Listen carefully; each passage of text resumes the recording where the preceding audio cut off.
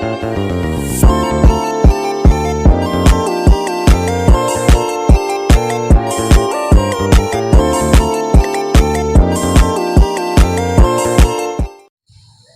warahmatullahi wabarakatuh.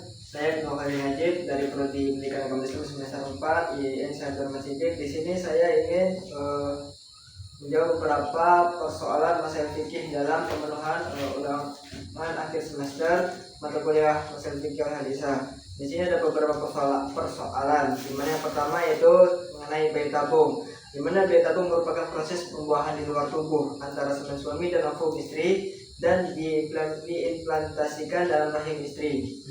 Dalam hal ini spermatozoa, ovum atau kehamilan seluruhnya berasal dari suami istri itu sendiri yang bersangkutan. Ini dilakukan sebab pasangan suami istri tersebut kesulitan untuk mendapatkan keturunan dengan sebab-sebab tertentu, di mana padahal anak keturunan ialah pelengkap dalam kehidupan rumah tangga. Menurut saya berdasarkan kasus tersebut, dengan melakukan bayi tabung dengan alasan sulit melakukan pembuahan di dalam rahim istri, terkait dengan kasus tersebut, menurut saya boleh dilakukan dengan syarat. Yang pertama yaitu dilakukan, adapun syarat-syarat yang diperbolehkannya melakukan proses bayi tabung dengan yang pertama yaitu dilakukan oleh ridho suami dan istri. Kemudian yang kedua yaitu dilakukan oleh pasangan suami istri yang sah secara hukum Islam. Kemudian yang ketiga dilakukan sebab keadaan darurat, dan yang keempat dilakukan oleh dokter wanita. Jadi dapat dikatakan bahwa alasan dilakukan bayi tabung itu dikarenakan suatu sebab terpaksa atau darurat, karena tidak dapat melakukan pembuahan dalam rahim. Adapun beberapa dasar yang saya ambil terkait dibolehkannya bayi tabung. Pertama dalam firman Allah dalam surah Al-An'am, Bismillahirrahmanirrahim. Wa qad fassala lakum ma harrama 'alaikum illa ma yuturirtum ilaihi. Yang artinya, padahal sesungguhnya Allah tidak menjelaskan kepada kamu apa yang diharamkannya atasmu kecuali apa yang terpaksa kamu memakainya. Dalam firman Allah surah Al-An'am ini lebih menekankan kepada makanan, tetapi pada intinya yang dapat saya ambil dari sini mengenai hal yang terpaksa diperbolehkan dilakukannya apabila dalam keadaan darurat atau terpaksa. Kemudian adapun dalam kaidah fikih, al-hajatu tanzil manzilatut darurah wa darurah tabiqul mahdurat, yang artinya hajat atau kebutuhan yang sangat penting itu diperlukan seperti dalam keadaan terpaksa, padahal keadaan darurat itu membolehkan hal-hal yang terlarang. Jadi intinya berdasarkan kasus bayi tabung yang diimplantasikan dari rahim istri sendiri itu diperbolehkan dalam Islam. Lalu kemudian bagaimana jika melakukan bayi tabung dengan alasan menjaga kondisi tubuh agar tetap menawan? Apakah diperbolehkan?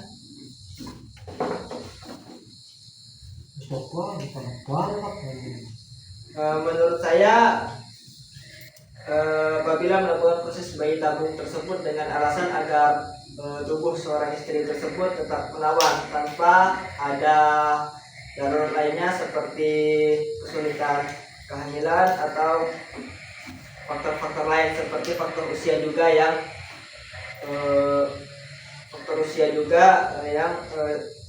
sulitnya rahim dibuahi. Menurut saya melakukan bayi tabung dengan alasan tersebut tidak diperbolehkan, karena menurut saya akan menimbulkan beberapa darurat lainnya.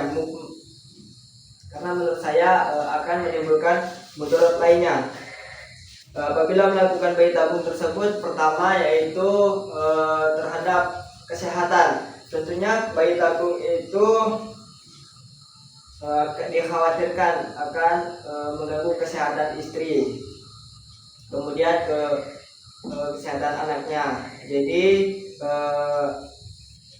walau walaupun kondisi tubuh istri itu tetap menawan dengan melakukan bayi tabung, akan tetapi akan dikhawatirkan akan mengganggu pada kesehatan janinnya.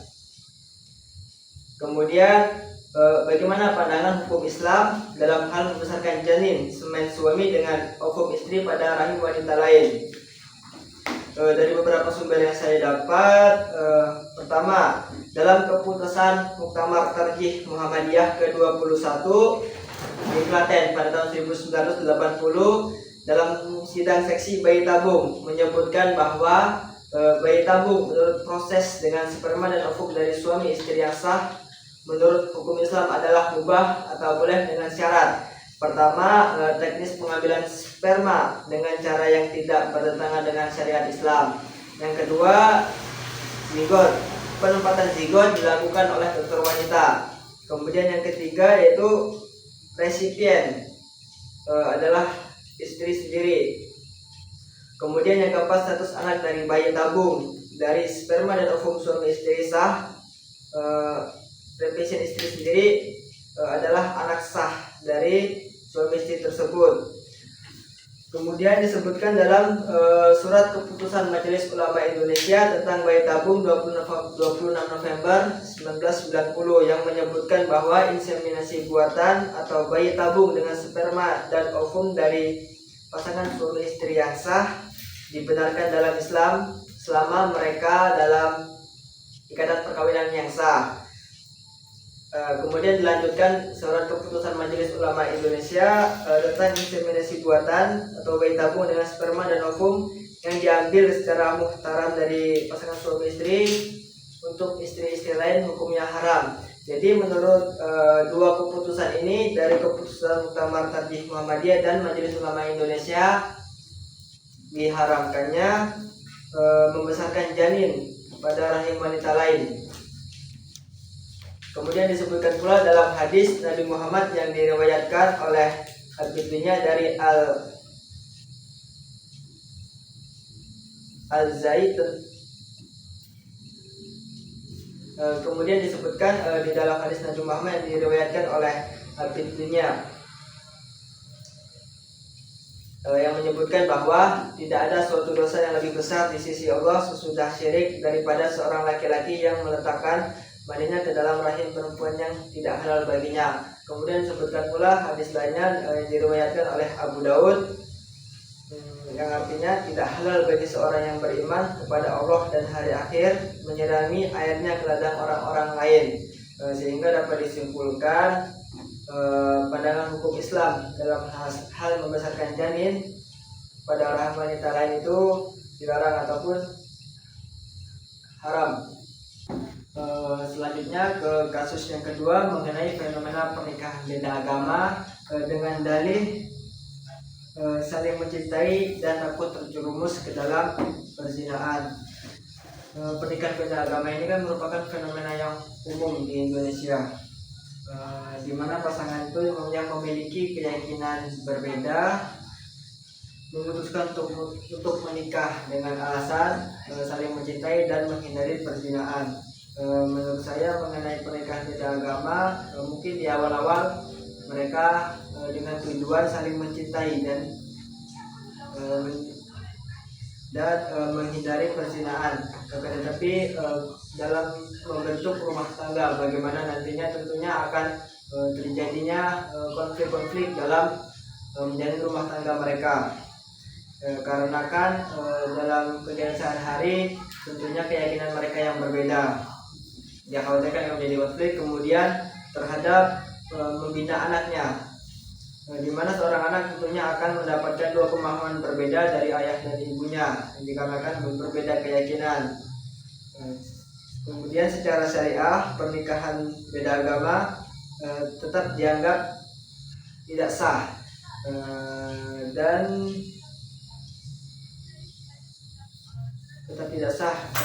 tetap tergolong dalam perbuatan zina apabila dikaitkan dengan hukum syariah. Adapun dilarangnya atau diharamkannya pernikahan beda agama menurut hukum Islam sebagaimana firman Allah Subhanahu wa taala dalam surah Al-Baqarah ayat 221. Allah Subhanahu wa taala berfirman, A'udzubillahi minasyaitonir rajim. Bismillahirrahmanirrahim. Wala tankihul musyrikati hatta yu'min wala amatun mu'minatun khairum min musyrikati walau a'jabatkum wala tankihul musyrikina hatta yu'minu wala abdun mu'minun khairum min musyriki walau a'jabakum ulaika yad'una ila an-nar wallahu yad'u ila jannati wal maghfirati bi'iznihi wa yubayyinu ayatihi lin-nasi la'allahum yatadhakkarun. Yang artinya, dan janganlah kamu nikahi perempuan musyrik sebelum mereka beriman. Sungguh hamba sahaya perempuan yang beriman lebih baik daripada perempuan musyrik meskipun dia menarik hatimu. Dan janganlah kamu nikahkan orang laki-laki musyrik dengan perempuan yang beriman sebelum mereka beriman. Sungguh hamba sahaya laki-laki yang beriman lebih baik daripada laki-laki musyrik meskipun dia menarik hatimu. Mereka mengajak ke neraka sedangkan Allah mengajak ke surga dan ampunan dengan izinnya. Allah menerangkan ayat-ayatnya kepada manusia agar mereka mengambil pelajaran. Jadi dalam syariat Islam pernikahan beda agama tetap dilarang walaupun tujuannya itu untuk menghindari perzinahan. Kemudian dalam Undang-Undang Republik Indonesia ini bertentangan dengan hukum Islam yang berlaku, di mana dalam Undang-Undang Republik Indonesia Nomor 1 Tahun 1974 dalam undang-undang tersebut tidak menjelaskan tentang pernikahan beda agama, akan tetapi mereka lebih ke pernikahan campuran, di mana pernikahan campuran itu pernikahan antara dua orang yang bertempat tinggal di Indonesia. Jadi dalam Undang-Undang Republik Indonesia tidak mengatur secara khusus pernikahan beda agama, sehingga dalam Undang-Undang Republik Indonesia memperbolehkan. Akan tetapi dalam kompilasi hukum kompilasi Islam, di mana dalam pasal 4 disebutkan bahwa perkawinan adalah sah apabila dilakukan menurut hukum Islam, dan pasal 44 seorang wanita Islam dilarang melakukan perkawinan dengan seorang pria yang tidak beragama Islam. Jadi dalam Undang-Undang Republik Indonesia dan hukum Islam saling bertentangan, di mana undang-undang memperbolehkan dan hukum Islam tetap melarang pernikahan beda agama. Jadi pernikahan beda agama itu tidak dilakukan secara sah di bawah naungan Kementerian Agama, akan tetapi dilakukan ke pengadilan negeri, sehingga pernikahan beda agama ini tetap sah menurut Undang-Undang Republik Indonesia, akan tetapi tetap haram dan dilarang menurut hukum kompilasi Islam yang berlaku.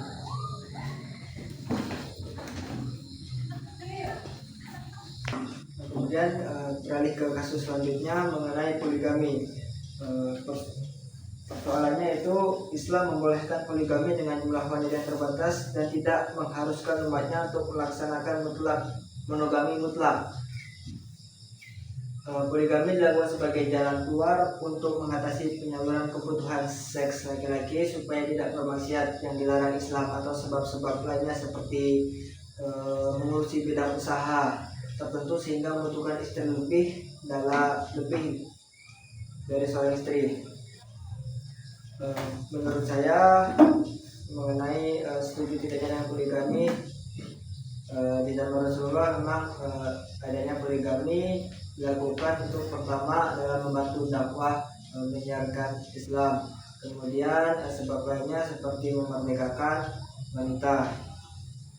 Tetapi untuk era modern saat ini mengenai poligami, saya kurang setuju dikarenakan dengan beberapa alasan.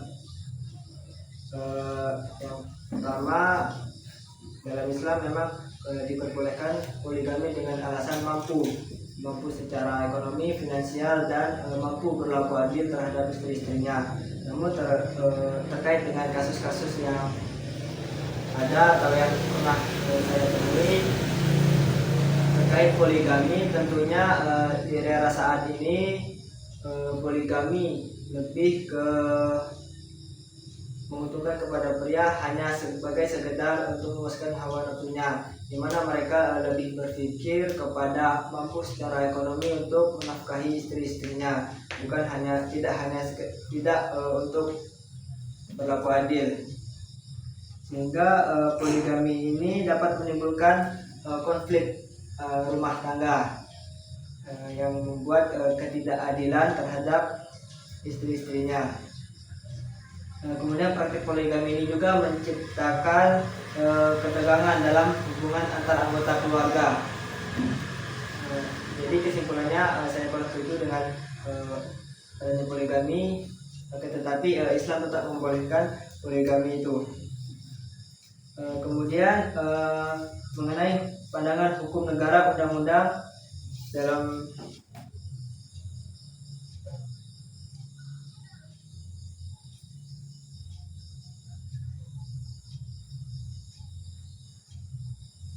hukum undang-undang di banyak negara termasuk Indonesia sendiri memiliki regulasi terkait terhadap poligami. Dalam Indonesia ketentuan dalam pasal 3 ayat 2 Undang-Undang Perkawinan mengatur secara jelas bahwa pengadilan dapat memberikan izin kepada seorang suami untuk beristri lebih dari seorang apabila dikehendaki oleh pihak-pihak yang bersangkutan.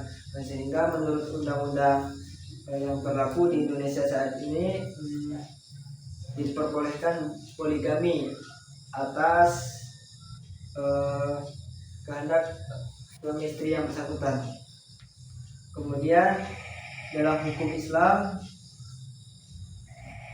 praktik poligami ini diatur oleh syariat Islam melalui Al-Quran, bagaimana dalam surah An-Nisa ayat 3 yang artinya, jika kamu khawatir tidak akan mampu berlaku adil terhadap hak-hak perempuan yatim, bila mana kamu menikahinya, nikahilah perempuan lain yang kamu senangi, 2, 3, atau 4. Akan tetapi jika kamu khawatir tidak akan mampu berlaku adil, nikahilah seorang saja atau hamba sahaya perempuan yang kamu miliki.